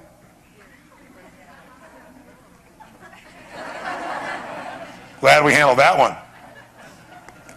So the most important, how about some nonverbal softeners? What are some things you can do nonverbally to soften your communication? Smile, what a concept. Eye contact's another one. What else? Touching someone, yeah, that definitely softens them. Well, yeah, okay, in some cases. What's that?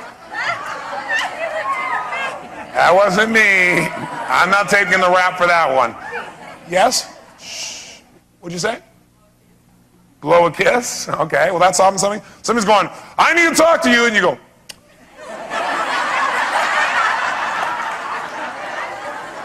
Nice little patterner up there, a little softener, right? What else? Thumbs up. What else?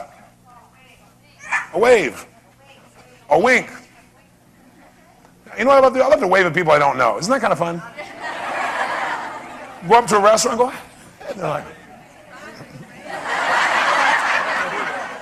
and they go into deep trance going, who is he? What is that person? What else? Sometimes just call him by their name isn't nice enough of it. Instead of just saying, do this now. What do you think about this? Bob, Tony, Christy, Dot. That's the best therapy of all. Oh, that's verbal. Thank you very much. You're right. It's verbal. Yes. A subdued body position versus an aggressive body position. So yeah, if you come in more relaxed and go, you're pissing me off.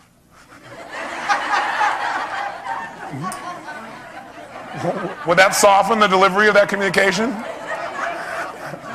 Yes. So is tonality a nonverbal? Yes or no?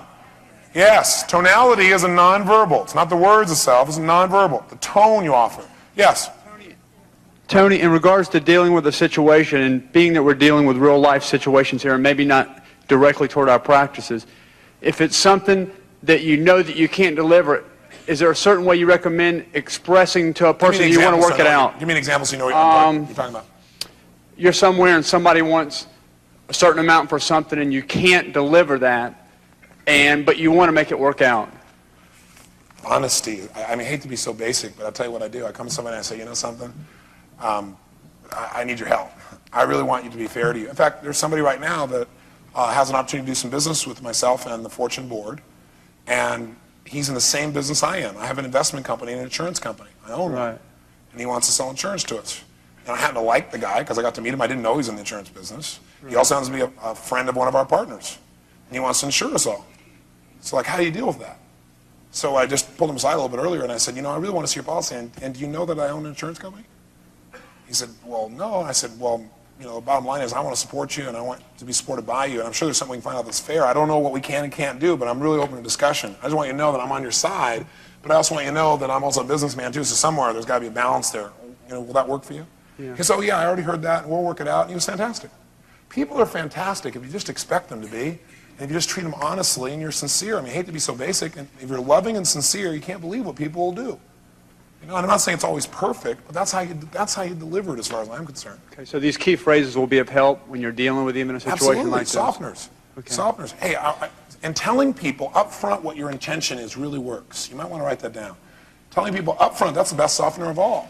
Right. Up front, tell me your intentions. You go in a meeting and say, Charles, I want to make this work, and I need your help. So what does that tell you already? I want to make this work. I had a conversation with some people last night, and the biggest challenge I had was I had never heard them state their intention. All I'd heard was all the questions they had. So it made me say, well, what's their intent? And I didn't see anything to show the intent was absolutely clear, other than they kept following me from city to city, so I was impressed by that. Okay? But they could also be calling me city to city and harassing me too, so what's the difference? I need to know what their intent is. If you tell somebody up front what the intent is, it's the perfect pre-frame. Now, everything you do will be filtered through that intent. Okay? So tell people up front, hey, I want to make this work. And, you know, I don't know how yet, but I want to make it work. Or, you know, I want to have a relationship with you, but I can't buy your product now. I can't deliver this thing right now. But I want to make it work. How do we do this? Or can we talk in a month? Or what works? Like a win-win. Exactly. Win-win is still the philosophy behind it all. Thank you. Thank you. You're certainly welcome. Give me a hand. Good question.